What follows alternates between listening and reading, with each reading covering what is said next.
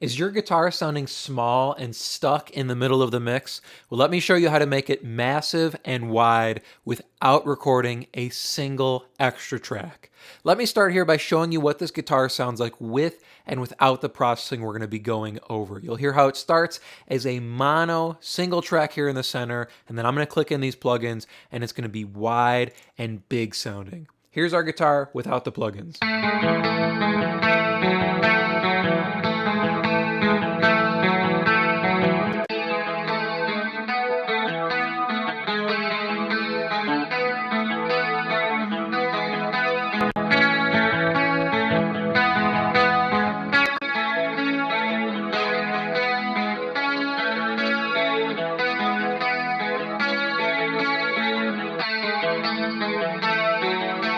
We're taking this guitar from being kind of small, being kind of muddy and messy right up the center, to being a big presence here that's going to sit nicely when we tuck it in this track. It's wide, it has a lot more brightness and energy to it. It's going to sit really well inside this track. So let me show you what's going on here on this track, on this guitar, and we will break down the processing. The first thing you want to do if you want to add any kind of stereo processing to a mono guitar track is you want to flip the channel from being a mono channel to a stereo channel. And the way you do that in Studio One is you can come over to the track and you can see there's two dots right here. If it's a mono channel, it'll have one dot, so one little circle. We want to change that so it's a stereo channel. What this does is it allows us to add stereo processing to this channel. So any plugins we add on this guitar channel, instead of being mono processing, they will be stereo processing. So if we add reverbs, delays, chorus, what have you on this channel, they will be stereo reverbs, stereo choruses, instead of being mono and up the center. It gives us access to the left and the right channel for stereo enhancement. Now that we've done that, the first plugin I have in the chain is our width plugin. It's a chorus. So I'm going to engage this here, and it's actually pretty close to the default settings that the PreSonus chorus comes up with. So we have our delay here set at 9. We're using the default LFO shape here, only one voice, and then we've got the depth all the way up here. Of course, same thing with the stereo width. We are dialing this all the way up. We have it on spread. We don't want it on pan or anything like that. But then for mode, we're going for a chorus mode instead of a doubler. It's the same reason we don't want to double track this part. If we listen again, even just without this chorus plugin, so just our mono guitar up the center, you can hear it's an intricate and it's a busy part. If we were to double that and with another performance with another track, then you have two parts playing this really intricate piece. And if there's any differences in them, it's going to start to sound messy and it's going to get the part a little bit blurred across the edges of the mix. I don't want that. That's why we're not going for a double track here. We just want to widen one performance here. That's why we're reaching for a chorus. So I'm going to hit play here, and then I'll kick this plugin in. I want you to focus on how it's a very intricate part up the center, and then when we hit the stereo plugin in, when we hit our chorus in, it takes that one performance and spreads it wide here.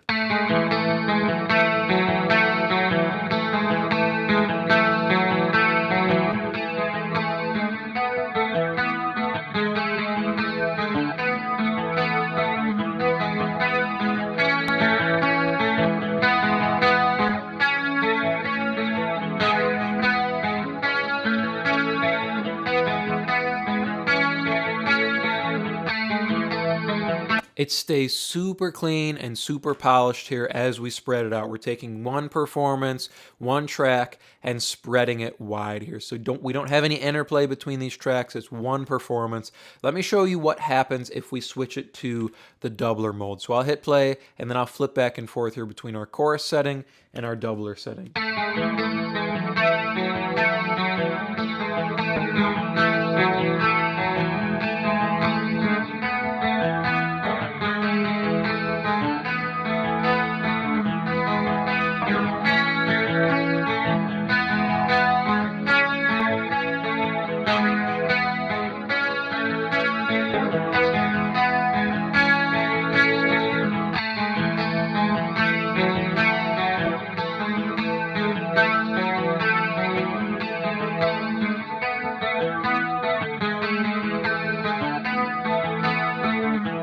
You can hear it really starts to mess with the performance and the articulation we're getting from this guitar if we switch to a doubler. And even more so if we start to add more voices with the doubler, with the chorus plugin. The more we add here, the more we stack on top of this single performance, the messier it gets and the more we lose the articulation of this part. That's why we don't want to double track something like this. If it was more basic, if it was more straightforward, we could double track it. We could always just use the doubler setting on the chorus here as well. But with something that's intricate like this, I want to reach for a chorus to spread this so it's the same performance on each side. It's just taking this one performance and spreading it out wide. So there's no back and forth. It's one piece all the way through. Let me walk you through everything else that's going on here and we'll A/B our full processing. We're doing a little bit of EQ on this guitar, so it's all kind of just cleaning here that's going on this performance. So a high pass filter, almost up at about 200 hertz, so 182 hertz, 12 dB per octave slope.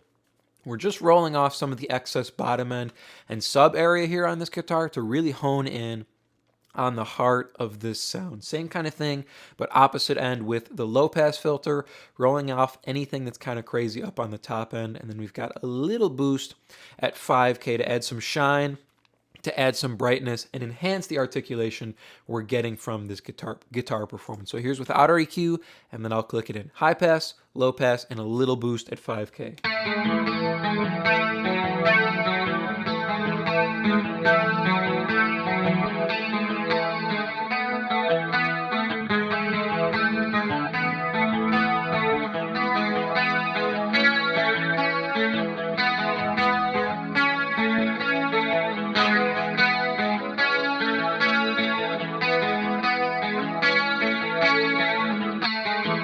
You can hear it's not a huge difference. It's a subtle change when we engage these three moves here on the EQ. It's just a little bit of cleanup. Our high pass and low pass can be like safety nets as well. So if something does pop up in the super, super lows, it doesn't come through. Same thing if something pops up in the super, super highs, if there's some noise, any kind of notes that pop through, some harshness on the top end or any resonance, that'll clean that up there. And then just a touch of brightness. There's not a lot of energy going on right here. So this 6 dB boost isn't making a massive difference, but it's adding enough air and enough shine that we're going to hear this guitar cut through in our track. Following that with just a touch of compression, I love using this Everest style C100A compressor. Medium style attack, so not really clamping down on this, and a faster release, so not really going in, trying to grab any peaks here. If we zoom out, it's not a really dynamic performance here on the guitar. We have some pieces that are a little bit louder, but overall it's a pretty even performance, so we don't need a faster attack to grab any peaks or things that are jumping out, but in a fast release, we want to get out of there as fast as possible. So trying to be transparent, just starting to hold this guitar kind of in place. Little bit of compression goes a long way with a performance like this. So without it, and then with it.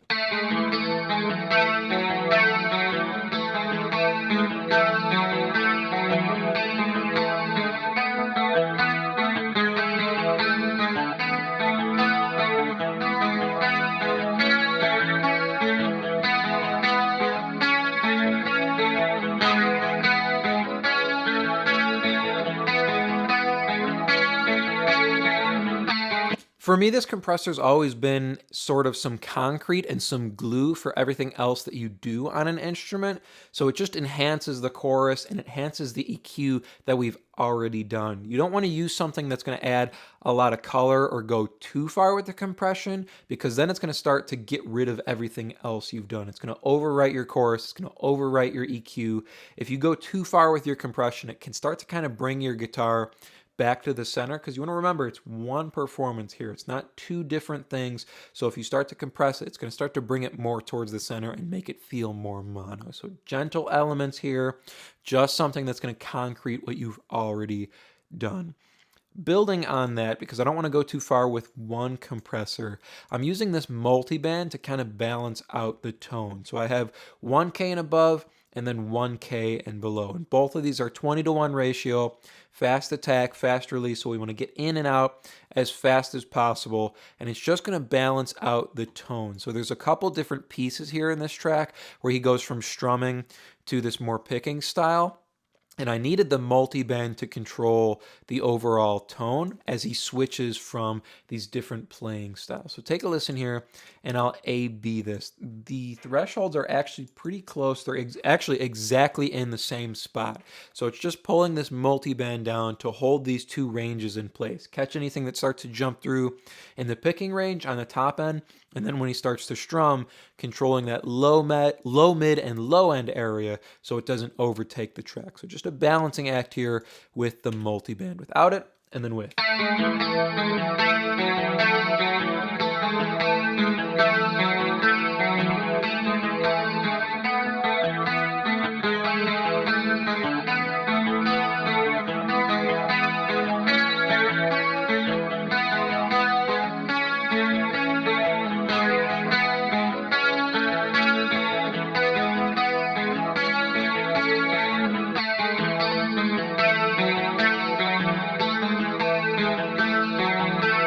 For me, controlling the low, mid, and low end area of something like this helps enhance the stereo width, because for me, I don't like to hear a lot of bottom end spread wide. 200 hertz is fine for guitars, but anything below that and anything that starts to build up in the low mid area feels more mono to me. So controlling that low mid area helps me enhance the stereo width and keep this sounding clean on the sides of this track. And then the top end of the multiband, just controlling that picking area so nothing jumps out as harsh. Kind of building on what we were talking about with the low end area, I have one more high pass at the very, very end of this chain.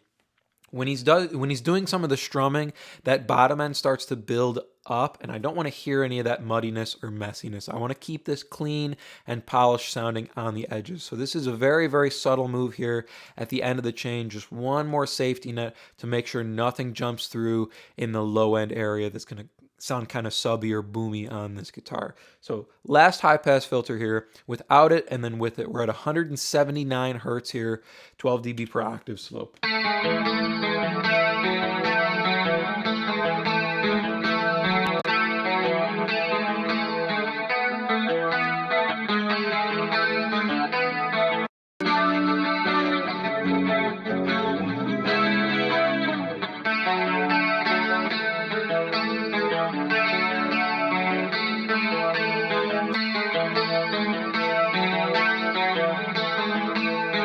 You can hear the combo, that multiband and the high pass, as he switches from the heavier strumming back to the nice light picking style. It stays super, super even and super consistent tone-wise across the board, across the different playing styles. So let me A-B all of our processing here on the guitar, and I'll actually throw it inside the mix here as well. You'll hear with the chorus and the processing afterwards, it takes our guitar from sounding small and very mono-heavy to being this big presence, this big, wide presence inside this track. So we'll start without it, inside the mix here, and then I'll kick everything in, and I'll solo it up and do one more A-B for you as well. Fall back to sanity, at least it's not for me.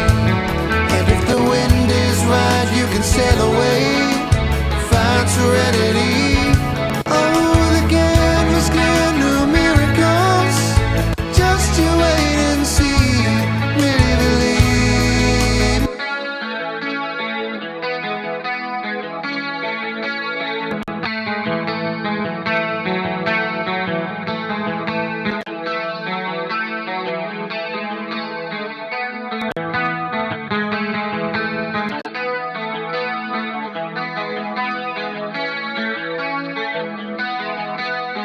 All of the width is coming from our chorus plugin here, and then the bigness that we're getting out of our guitar, the evenness, is coming from the processing afterwards. You can hear inside the track, without our chorus and without the rest of our processing, our guitar sits squarely in the center, and it really fights with the vocal. Because it's an intricate part, there's a lot of picking going on, it's really fighting against our vocal for dominance in the center of the track. We kick that chorus in, we kick the rest of our processing in, it makes our guitar super, super clean and spreads it to the sides of the track so it's not fighting against our vocal in the center. Take a listen one more time, just by itself here with the processing, without it and then with it in. You can hear how it goes from being very, very center focused, all the articulation is in the center, to it's being spread out, to being bigger, wider, and it keeps our guitar clean sounding on the edges of our track. So it's no longer fighting with the rest of the center elements, our kick, our snare, and our vocal.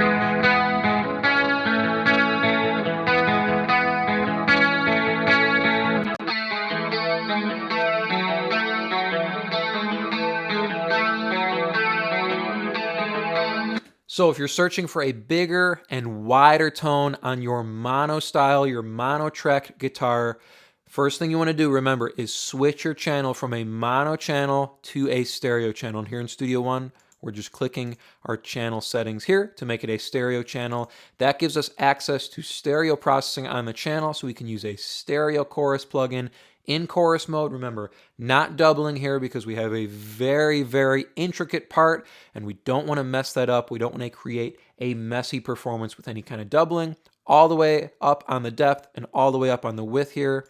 Little bit of EQ, rolling off some bottom end, rolling off some top end, adding a bit of brightness up at 5K. Very, very gentle compression here to hold our guitar in place. Some multiband to balance out the low mids and the top end on our guitar, and then just a safety net at the end of the chain to make sure no sub area and no low end buildup slips through into the track. I hope that was helpful for you. If you are looking to go a little bit deeper into the mixing process in its entirety and you really want to start to hone your workflow as an audio engineer, then I have just a tool for you, and it is completely free. It is my 7-step mixing checklist, and it's just a simple PDF guide that will walk you through the entire mixing process, step by step, to help you get professional and radio-ready mixes without any more of the guesswork. Completely free for you to download, and you can get access to that by clicking the link below in the video description. Thank you so much for watching, and I will see you in the next video.